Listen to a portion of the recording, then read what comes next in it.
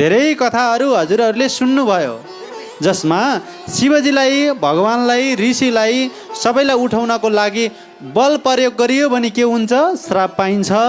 तर साधना प्रयोग गरियो भने आशीर्वचन पाइन्छ। यही बुझेर आउँ। यही हो हाम्रो मूल मन्त्र नै यही हो। साधना गरौँ, आराधना गरौँ, तप गरौँ, यज्ञ गरौँ र बल्ल भगवानको प्राप्ति हुन्छ। र सुतिराखेका अर्थात् जागृत नभएका शिवजी जागृत हुनुहुन्छ।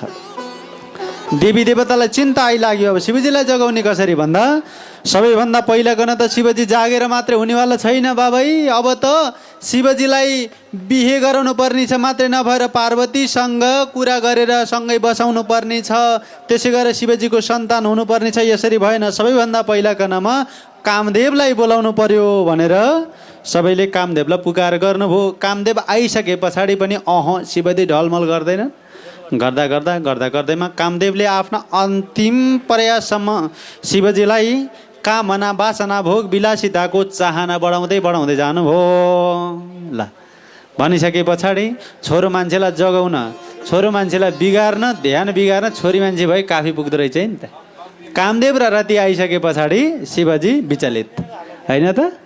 बसिराखेको छोरो मान्छे कोही नजिकै आएर राम्रै युवती मुसुक्क हाँसिदियो भने हे भगवान् कति राम्री भन्नु पर्यो परेन? पर्यो।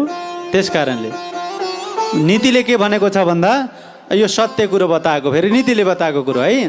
पुष्पम दृष्टा भनौँ होइन त नि गुरु? पुष्पम दृष्टा फलम दृष्टा दृष्टा यौषित यौवनम त्रीणि रत्नानि सन्दृष्टा कव्यनश्चलतो मनः भन्छ।